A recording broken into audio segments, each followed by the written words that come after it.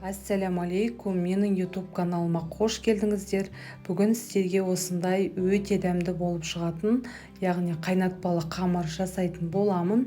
Орысша атауы, яғни заварное тесто. Менің басқа да жаңа видеоларымды жіберіп алмасы үшін каналыма тіркеліп қоюды ұмытпаңыздар. Бізге қажетті заттарымыз қант ұнтағы, ұн, тұз, сливки және де сары май, жұмыртқа, осындай насадка қажет және де жылы су мен мешочигіміз де қажет болады. Ең алдымен бізге осылай кастрюлемізге суымызды құйып, суымыз қайнағаннан кейін тұзымызды саламыз. Одан кейін сары майымызды салып, майымыз ерігенін күтетін боламыз. Майымыз толық ерігеннен кейін ұнымызды біртіндеп салатын боламыз, яғни барлығын жақсылап араластыруымыз қажет болады.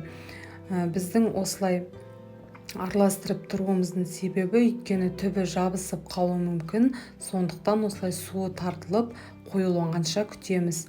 Және осылай бөлек ыдысқа салып суығанын күтетін боламыз. Қамырымыз суығаннан кейін осылай бірден 2 жұмыртқамызды жарып, қамырымызбен, яғни жұмыртқамызды жақсылап араластыруымыз қажет болады.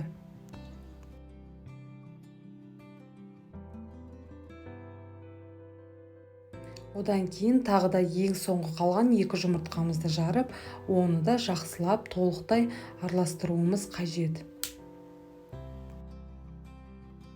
Біздің қамырымыз, яғни осындай қоюлықта болуы қажет. Менде осындай насадкамды, яғни мешочкқа орналастырып алатын боласыздар. Одан кейін осылай қайнатпалы қамырымызды дайын формамызға орналастыруға кірісетін боламыз.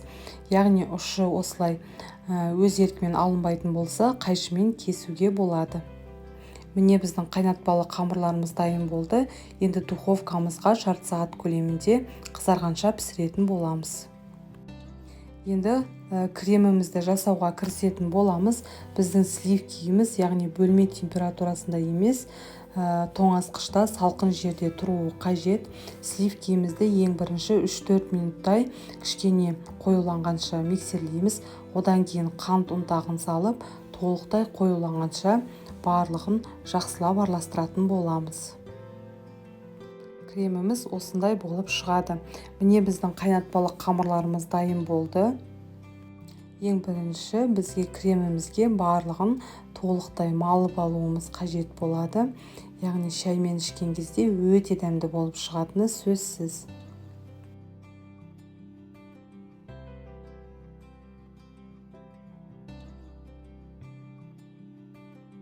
Екінші тәсіліміз осылай қайнатпалы қамырларымыздың ішіне, яғни барлық кремді толтырып шығуымыз қажет болады. Осындай насадкаға кремімізді толтырып алып, барлығын ішіне толтырып шығуымыз қажет. Бұл да өте дәмді, ауызда еритін өте дәмді қайнатпалы қамыр болып табылады. Міндетті түрде жасап көріңіздер. Сіздерге және отбасыларыңызға ұнайды деген ойдамын. Менің каналыма міндетті түрде тіркеліп қоюды ұмытпаңыздар. Менің басқа да жаңа видеоларымды жіберіп алмайтын боласыздар. Барлықтарыңызға ас болсын.